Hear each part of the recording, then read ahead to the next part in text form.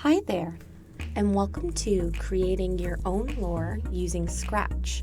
Today, I'll be showing you how I've made this little video using Scratch's block code.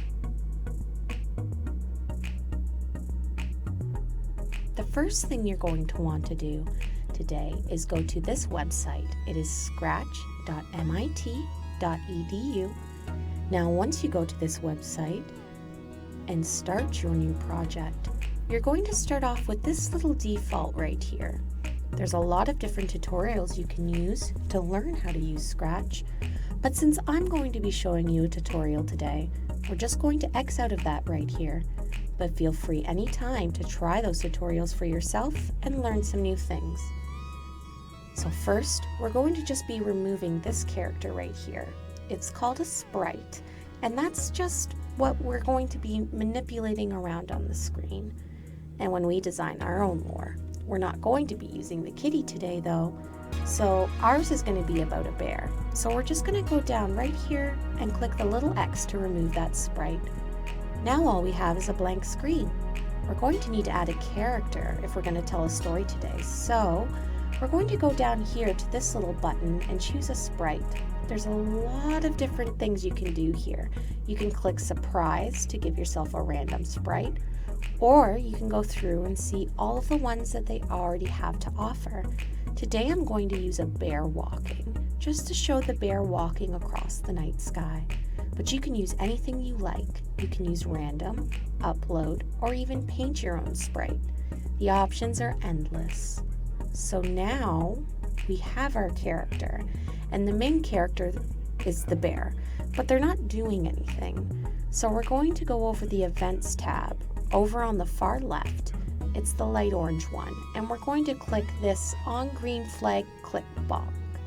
This just means whatever we place underneath this block connects to the main block will run whenever somebody clicks the green flag. Once we've grabbed our on green flag click block, we're going to want to grab a forever block. This just means that the code that we place inside it will loop continuously and just keep repeating forever and ever. So we're going to drag it from the control tab right over and place it underneath the green flag click block, and they will automatically connect. The next step after we grab the forever block is to get something from the motion section. Over on the far left, it's a blue circle right here, so we're just going to grab a move block and drag it into the forever block and place it in there. This means every time a green flag is clicked, the forever will loop and the bear will move 10 steps. We don't want him to move 10 steps at a time. We're just going to move one. So we'll change that over to 1 now. And when somebody clicks the green flag, the bear will move a step. Now we have this bear, and he's kind of just gliding across the screen. It looks a little strange. He's not taking any steps really. So how can we change that? Well, with the next costume block. If you go over to the looks tab, it's the purple one. You can actually select next costume and drag it underneath the move one step. This means when you click the green flag, it'll move a step and change into the next costume. What is a costume? The costume is the different settings each sprite has to give it a different appearance. Now our bear's just changing costumes very rapidly, and it looks like he's kind of running across the screen. How can we change that? Well, we can use a wait block in order to make the bear wait before changing costumes. The wait block is located in the control tab, which is the dark orange. Now if you just grab one of the wait blocks and place it right underneath the next costume, it will move the step, change costumes, and then wait 1 second before moving another step and changing costume again. So let's just give that another try and see how the bear looks now. Now the bear moves much too slow, so we're going to want to make the wait not as long. Maybe a third of a second. Let's try 0.3. and see how the bear moves. That is much more realistic. I think our bear is looking pretty lonely. If you read the story about the celestial bear that's in the night sky, the bear is constantly pursued by the hunters, which are birds. So let's grab some birds and add them into the story. We're going to click the search bar again and type in bird. And then we're going to go with the parrot. Now we have a second character.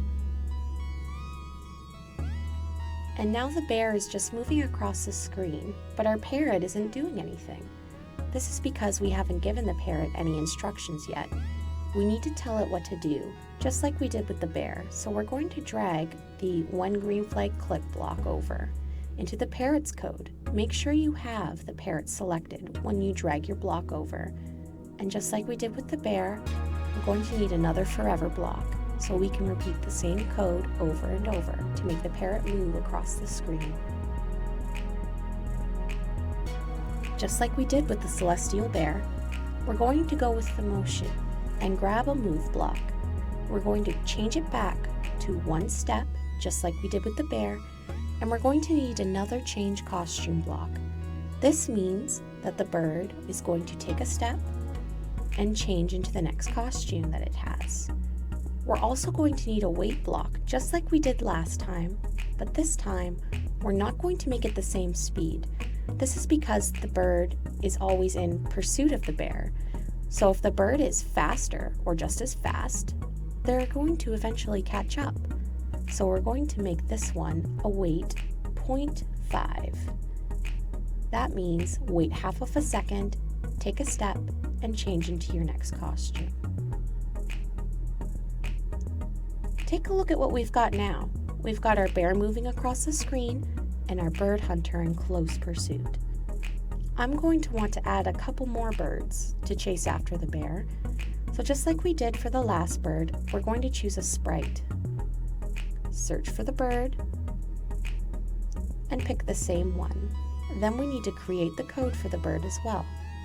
This time it should be a little bit quicker since you've now done it twice.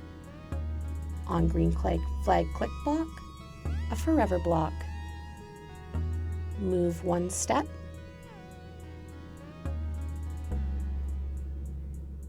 and then wait half of a second. Oh, I think I'm missing something. We need to change the costume. And we're going to put that right in between the move and wait block. Take a look and see how it goes. Now they're flying in unison. We're going to add one more sprite, and we're going to do it the exact same way we did for the other two. Add a sprite, grab your bird, then we're going to need a one green flag click block, a forever block, move one step,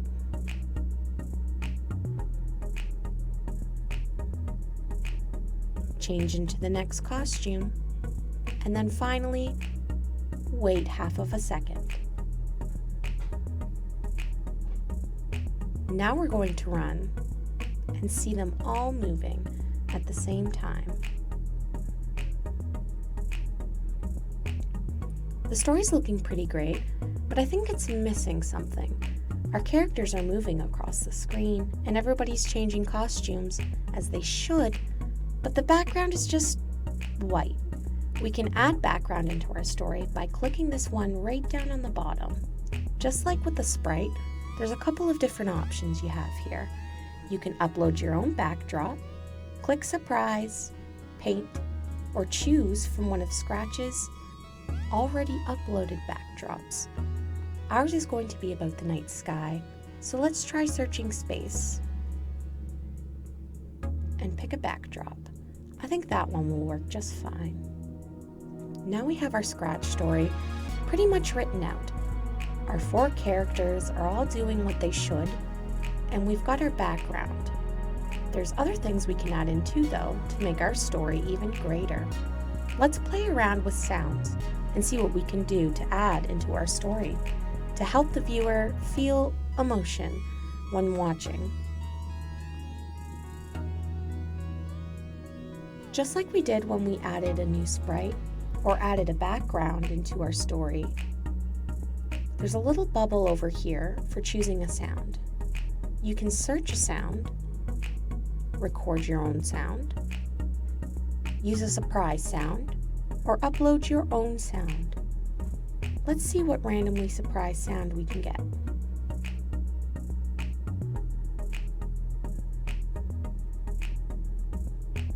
I don't think that one's gonna go with the bear. How about this one? Not sure about that one either. What kind of sounds do you think would go well with a bear walking across space? In my example, I'm going to try typing space and see what kind of sounds I can find. But you can really do anything you want, and you can test out each of the sounds by hovering over the play icons.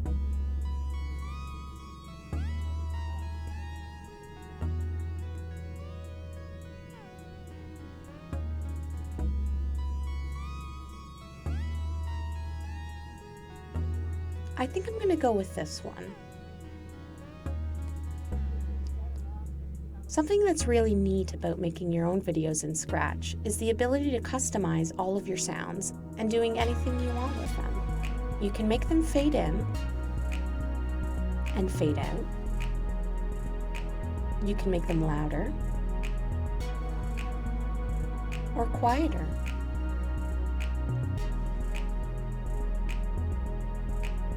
Faster or slower. You can even make them sound like a robot. Those are things that you can play around with in the Sound tab as well. To customize your sound even further, you could click and drag and then delete to remove chunks of it so you only get the exact portion of the sound that you want. And if you change your mind and you don't like what you've done, you can hit the undo arrow to undo any of the changes you've made, or redo arrow to put them back. You can even have more than one sound playing at once. I'm going to keep this space sound here, and I'm going to add in another sound to play along with the space one.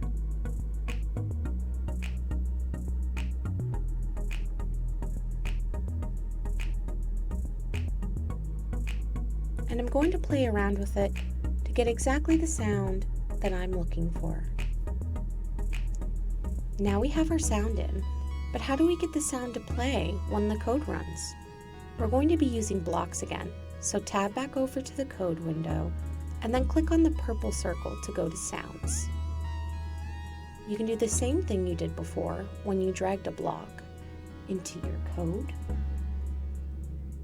It is a good thing to mention that if you drag a block and decide you don't need it anymore, you can always get rid of it by dragging it back over to the left side of your screen and dropping it. So we're going to grab the start sound block and place it right under the green flag clicked. Now when you click the green flag, your sound will start playing. Since we have two sounds, we're going to want to start sound blocks twice. So drag another one over from the left side, and then you can click where it says to change the music. So it will start up both sounds when you hit the green.